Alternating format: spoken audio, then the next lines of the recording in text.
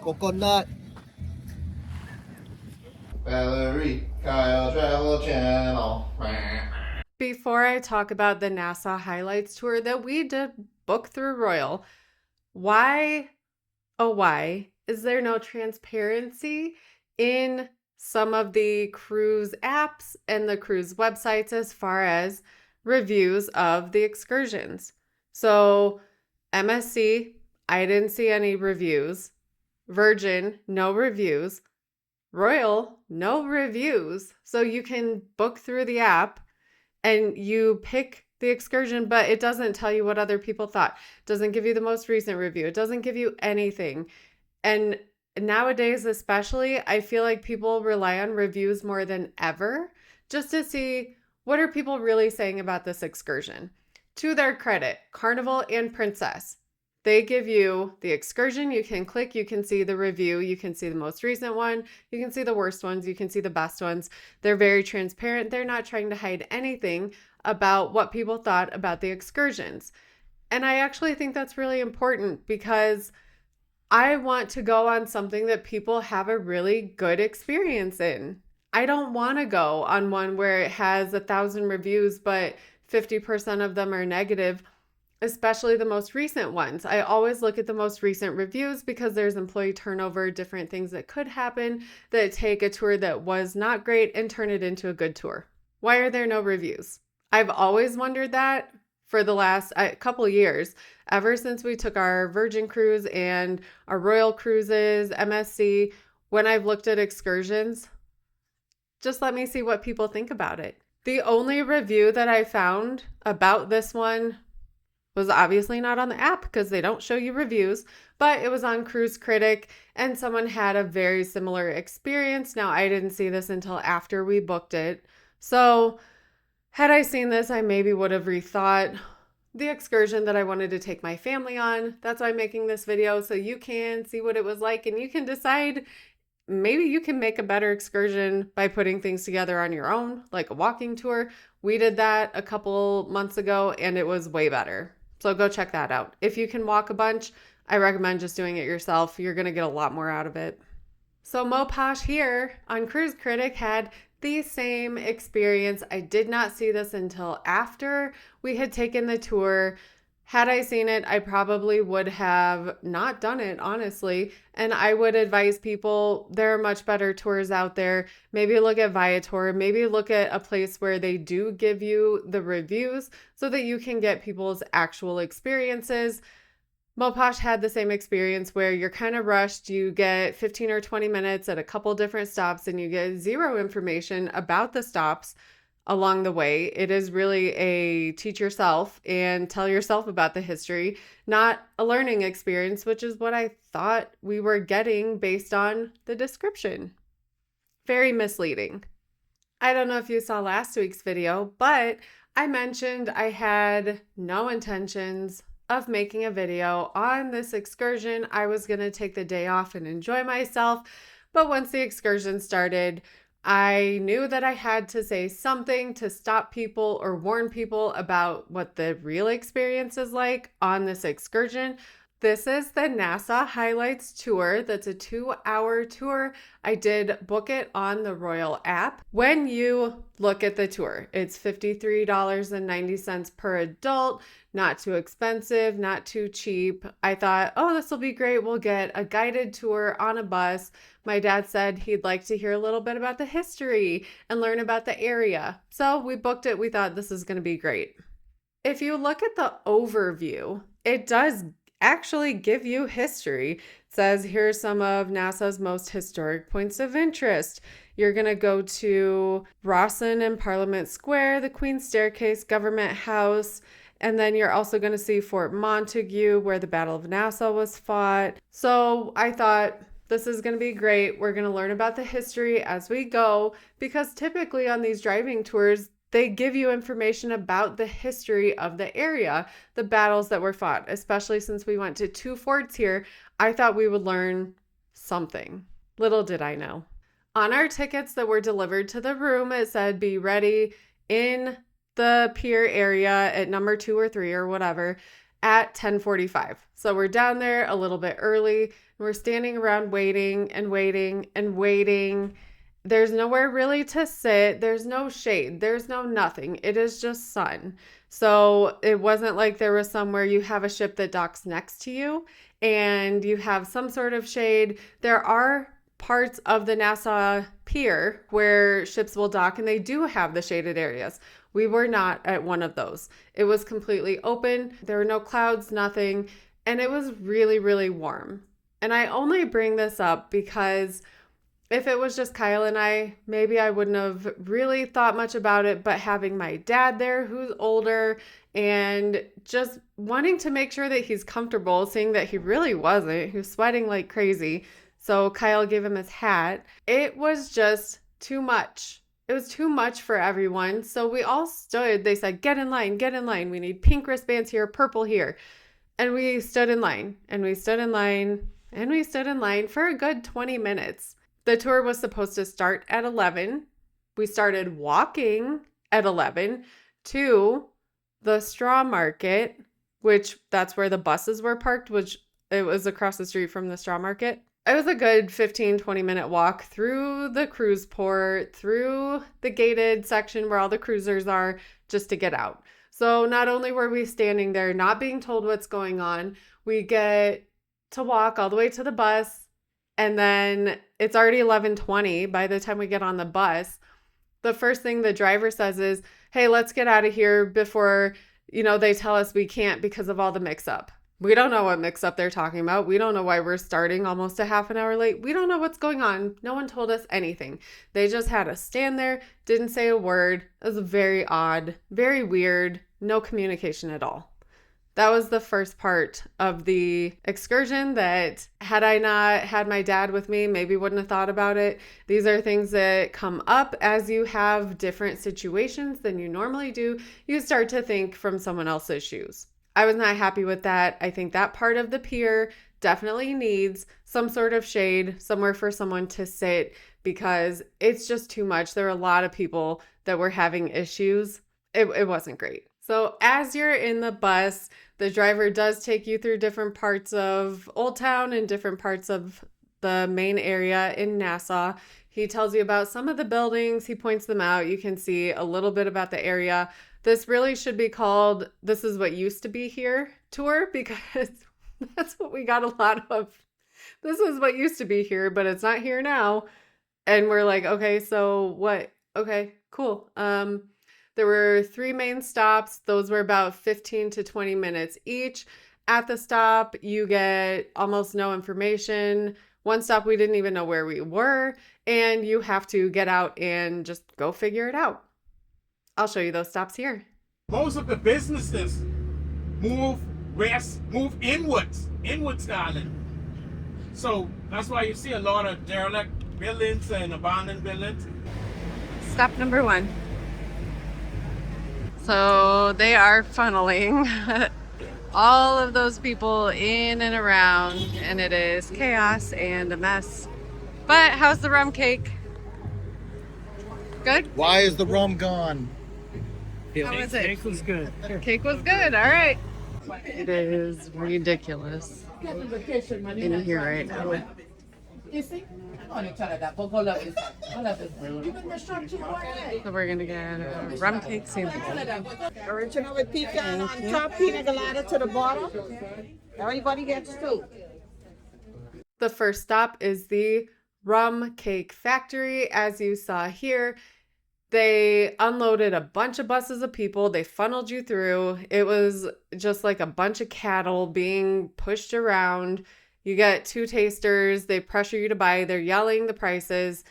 It's not ideal. I did not like this stop at all. It should not be called the rum cake factory. It should just be the rum cake store, where they are going to try to push you to buy and you get 5 seconds to taste it and you have to leave because there are way too many people going into a very small place. Okay. There's like 20 of us on the bus and we're missing one. One lady with a kid. So now our bus driver has to go find her at the rum factory, which is so small. Where could she have gone? Have to have gone to the bar. Kyle's guess is she's at the bar. Where else should she go? I don't know. That's probably Go it. use the bathroom with the kid? Maybe. Where's that? We're headed to stop number 2. We're gonna be here for 15 minutes. The second stop that we went to was Fort Montague. So now it's Fort Montague Park, where they have the remains of the fort and some cannons. And they do have a beach where you can explore, you can grab some food. We got a coconut. John Tinker arrived in 1741. He noticed there was one fort on the island, and he decided to construct another one. The construction was finished in 1742, built out of limestone, had 23 cannons and 95 barrels of gunpowder. This is all on Wikipedia, so you can definitely go check out some of the history. This is where the Battle of Nassau was fought.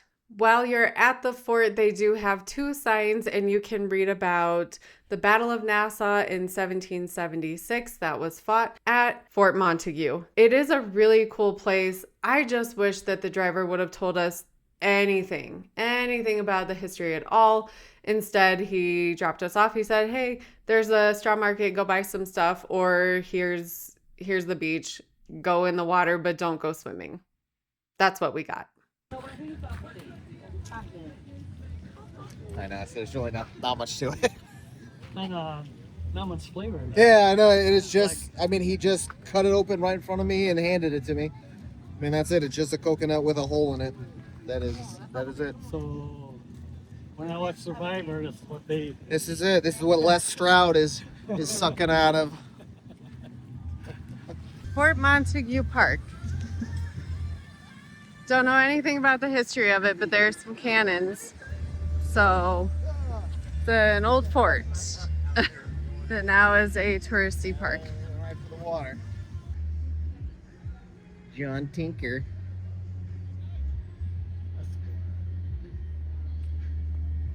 Need a tinker stinker. When I said this should be called This Is What Used to Be Here, here's why. This was part of our tour and kind of what our tour is like the majority of the time. Yes, you can see it right. Right, see it right. Yes, all the movies used to be in there. You know, everybody moves to different places. Their location. The theater is on the western side of the island, and that is huge. Our driver did make sure to show us some of the car dealerships on the island where you can buy some cars. And also another part where this is where I kind of lost it, was we're driving past and he said, oh, here's a gas station. Here's a parking lot. What are we doing? What are we looking at? What is the point of this tour? I was so confused. If you haven't checked out previous Nassau videos that I've made, we have been to the Queen's Staircase a handful of times. I knew that we were driving by the staircase and not going up it. However, we pulled in and he said, oh, look, in front of us, there's the Queen's Staircase. That's it. That's all we got. And I think he said there were 66 steps. That's it. No history about what it was used for, how long it was there, nothing at all. Check out my other videos if you want to see what the Queen's Staircase is like. We go up and down. It is so cool. Such an interesting piece of history that's in the middle of Nassau. Look directly in the front. You see the staircase? Yep. U.S. Embassy. You know, it's certainly a different architecture It's pretty. than the rest of the buildings.